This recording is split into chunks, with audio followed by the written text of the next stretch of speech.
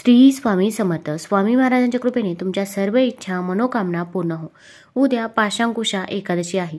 या एकादशीच्या दिवशी जर आपण काही उपाय केले, काही सेवा केल्या तर त्या खूप खूप प्रभावी ठरतात. दरवर्षी नवरात्रीनंतर पाशांकुशा एकादशी साजरी केली जाते. दसऱ्याच्या दुसऱ्या दिवशी पाशांकुशा एकादशी असते. हा दिवस जगाचा निर्माता भगवान विष्णू यांना समर्पित आहे. या दिवशी भगवान विष्णूंची पूजा केली जाते. यासोबतच एकादशीचे व्रत देखील पाळले जाते. हे व्रत केल्याने साधकाची प्रत्येक इच्छा पूर्ण होते, सुख आणि सौभाग्यामध्येही वाढ होते असे सांगितले जाते. ही एकादशी तिथी 13 ऑक्टोबरला सकाळी 9:08 सुरू होईल आणि 14 ऑक्टोबरला सकाळी 6:41 समाप्त होईल. 13 ऑक्टोबरला रविवारी उदय तिथीला पाशांकुशा एकादशी व्रत केले जाईल, तर 14 तारखेला भागवत एकादशीला उपवास केला जाईल. आता या दिवशी आपल्याला काही उपाय करायचे आहे, काही सेवा करायची आहे. भरपूर वेळा आपल्या आयुष्यामध्ये अनेक अडचणी, अडथळे, संकटे असतात. आता संकटे येणार नाही असं तर होणार नाही, पण आपण संकटाचा वेग मात्र नक्कीच कमी करू शकतो. तसेच आपल्या कष्टाला नशिबाची साथ मिळण्यासाठी, आपल्या घरामध्ये चालू असलेलं आजारपण असेल किंवा भांडणतंटे असतील ते दूर होण्यासाठी या दिवशी आपल्याला काही उपाय करायचे आहे. तर कोणते उपाय करावे, कोणत्या सेवा कराव्यात हे जाणून घेण्यापूर्वी तुम्ही चॅनलमध्ये नवीन असाल तर चॅनल लाईक करा आणि सबस्क्राईब देखील करा.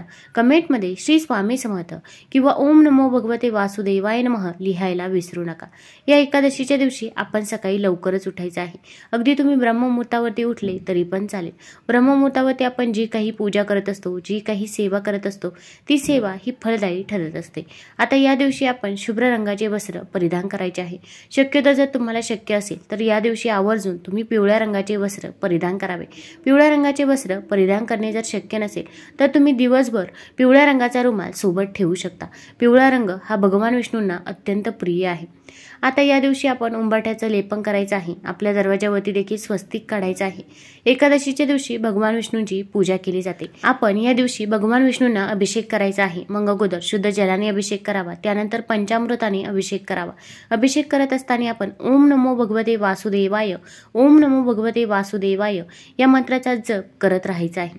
आता ज्यांना संतान प्राप्तीची इच्छा असेल तर अशी महिला असतील किंवा पुरुष असतील तर आपण अभिषेक करताना जे काही अभिषेकाला पाणी घालतो किंवा पंचामृताने स्नान घालतो तर त्या अभिषेकाचं पाणी आपल्याला थोडंसं ग्रहण करायचं आहे. अगदी अगोदर टाकलेलं पाणी वाटलंच तर तुम्ही तुळस सोडून दुसऱ्या झाडाला टाकू शकता, पण त्यानंतरचं अभिषेकाचं पाणी तुम्ही थोडं ग्रहण करायचं आहे की ज्यामुळे आपली संतान प्राप्तीची इच्छा ही पूर्ण होईल व भगवान विष्णूंचा आपल्याला आशीर्वाद हा नक्की मिळेल. त्यानंतर भगवान विष्णूंची मूर्ती स्वच्छ कापडाने स्वच्छ पुसून घ्यायची आहे. या दिवशी भगवान विष्णूंना तुम्ही पिवळ्या रंगाचे किंवा लाल रंगाचे वस्त्र परिधान करायचे आहे. आपण एक शुद्ध तुपाचा दिवा देखील प्रज्वलित करायचा आहे किंवा तुम्ही तिळाच्या तेलाचा, मोहरीच्या तेलाचा दिवा देखील देवघरामध्ये प्रज्वलित करू शकता.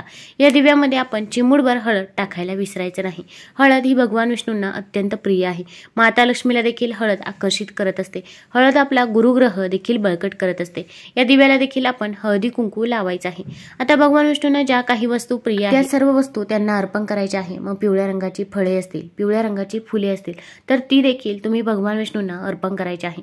या दिवशी पिवळ्या रंगाच्या फळांचे दान करणे अत्यंत शुभ मानले जाते. मग अगदी तुम्ही केळी दान केली तरी पण चालेल. मंदिरामध्ये थोडा वेळ केळी ठेवायची आहे आणि त्यानंतर 15 किंवा 20 मिनिटांनंतर ही केळी तुम्ही लहान मुलांना वाटून द्यायची आहे किंवा ज्या व्यक्तीला त्या गोष्टीची खूप गरज आहे अशा व्यक्तीला तुम्ही दान करायचे आहे. यामुळे त्या व्यक्तीचा आशीर्वाद आपल्याला मिळत असतो. तसेच भगवान विष्णूंचा देखील आशीर्वाद आपल्याला मिळतो. आपल्या घरामध्ये सुख, शांती आणि समृद्धी देखील येते. आता या दिवशी आपण एक तुळशीचं पान घ्यायचं आहे. एकादशीच्या दिवशी तुळशीपत्र हे कधीही तोडत नाही. मग खाली पडलेलं तुळशीपत्र तुम्ही घेऊ शकता. तुळशीपत्र प्रथम स्वच्छ धुवून घ्यायचं आहे. घरामध्ये जर गंगाजल असेल तर पाण्यामध्ये 2 थेंब गंगाजल टाकून त्या पाण्याने हे तुळशीपत्र स्वच्छ धुवून घ्यायचं आहे, स्वच्छ पुसून घ्यायचं आहे. आता यानंतर आपण भगवान विष्णूंसमोर आसन घेऊन बसायचं आहे. हे तुळशीपत्र आपण आपल्या उजव्या हातामध्ये ठेवायचं आहे. त्यानंतर आपल्याला भगवान विष्णूंची 1000 नावे घ्यायची आहे. आपल्याला विष्णू सहस्रनाम पठण करायचं आहे की ज्यामध्ये भगवान विष्णूंच्या 1000 नावांचा उल्लेख आहे.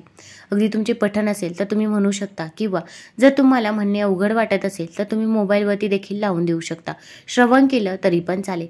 आता विष्णू सहस्रनाम म्हणून झाल्यानंतर हे तुळशीपत्र आपण आपल्या हातामध्येच ठेवायचं आहे. त्यानंतर तुमची जी काही इच्छा आहे, मनोकामना आहे ती तुम्ही भगवान विष्णूंना सांगायची आहे.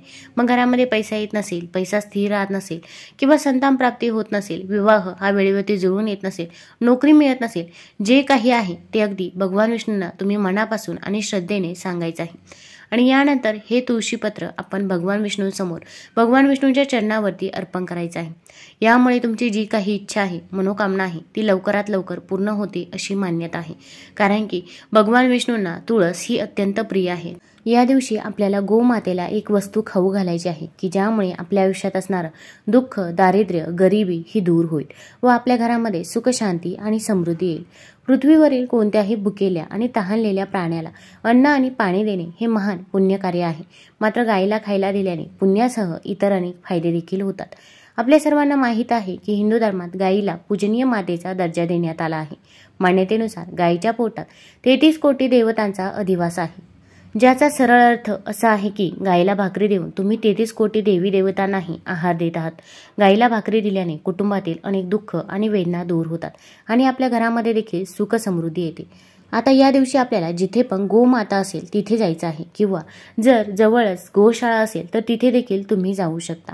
आपल्याला एक चपाती बनवायची आहे। या चपातीवरती आपण थोडासा गूळ पसरवायचा आहे, थोडीशी हळद टाकायची आहे, तसेच चपातीवरती आपण थोडंसं शुद्ध तूप टाकायचं आहे। या चपातीचा रोल बनवायचा आहे आणि जर चपाती घेणे शक्य नसेल तर तुम्ही 3 केळी देखील घेऊ शकता। आता एक तांब्या भरून पाणी घ्यायचं आहे आणि हे सर्व घेऊन आपल्याला गोमातेजवळ जायचं आहे।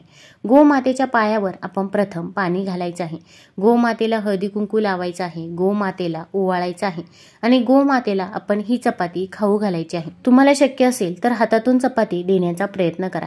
गोमातेने जर तुमचा हात चाटला तर तुमचं दुर्भाग्य दूर होऊन तुम्हाला सौभाग्य प्राप्त होत असतं आणि असे करणे जर शक्य नसेल तर गोमातेला तुम्ही लांबून चपाती दिली तरी पण चालेल। आपण गोमातेच्या पाठीवरून 3 वेळा हात फिरवायचा आहे आणि ओम नमो भगवते वासुदेवाय, ओम नमो भगवते वासुदेवाय या मंत्राचा जप करायचा आहे किंवा तुम्ही 3 केळी देखील गोमातेला खाऊ घालू शकता। आता गोमातेच्या आपल्याला 3 प्रदक्षिणा घालायच्या आहे। प्रदक्षिणा करत असताना देखील आपण ओम नमो भगवते वासुदेवाय, ओम नमो भगवते वासुदेवाय या मंत्राचा जप करत राहायचा आहे। गोमातेला प्रदक्षिणा घातल्यामुळे आपण 33 कोटी देवी देवतांनाही प्रदक्षिणा घालत आहोत। त्यामुळे आपण गोमातेची सेवा करणे अत्यंत गरजेचं आहे। त्यानंतर गोमातेच्या पायाखाली जी काही माती आहे ती आपण आपल्या कपाळाला लावावी। आपल्या मुलांच्या कपाळाला देखील ही माती लावायची आहे। गोमातेकडे तुमची जी काही इच्छा आहे, मनोकामना आहे ती मागायची आहे। मग घरामध्ये पैसा येत नसेल, पैसा स्थिर राहत नसेल किंवा आजारपण सतत चालू राहत असेल, जे काही आहे ते अगदी मनापासून आणि श्रद्धेने तुम्ही गोमातेजवळ सांगायचं आहे। मग हा उपाय कोण करू शकतं तर घरातील कोणत्याही व्यक्तीने हा उपाय केला तरी पण चालेल। ताई, दादा, आजी, आजोबा, तुमच्या घरातील मुलं देखील हा उपाय करू शकता। फक्त मासिक धर्म असेल किंवा सूतक असेल तर या काळामध्ये आपल्याला हा उपाय करता येणार नाही। आता गोमातेचं दर्शन घेता, तुम्ही गोमातेची सेवा करता, त्यानंतर आपण डायरेक्ट घरीच यायचं आहे। आपण जर मध्ये कुठे थांबलो तर आपण जो काही उपाय करत आहोत तो उपाय सफल ठरत नाही। अगदी मनापासून आणि श्रद्धेने हा उपाय करायचा आहे। तसेच गोमाता जेव्हा तुमच्या समोर असते तेव्हा आपल्याला जेवढ्या वेळा शक्य होईल तेवढ्या वेळा ओम नमो भगवते वासुदेवाय या मंत्राचा जप करायचा आहे। यामुळे आपल्या आयुष्यातील अडचणी नक्कीच दूर होतात। तुम्हाला जर हा व्हिडिओ आवडला असेल तर चॅनल लाईक करा, सबस्क्राईब करा। धन्यवाद।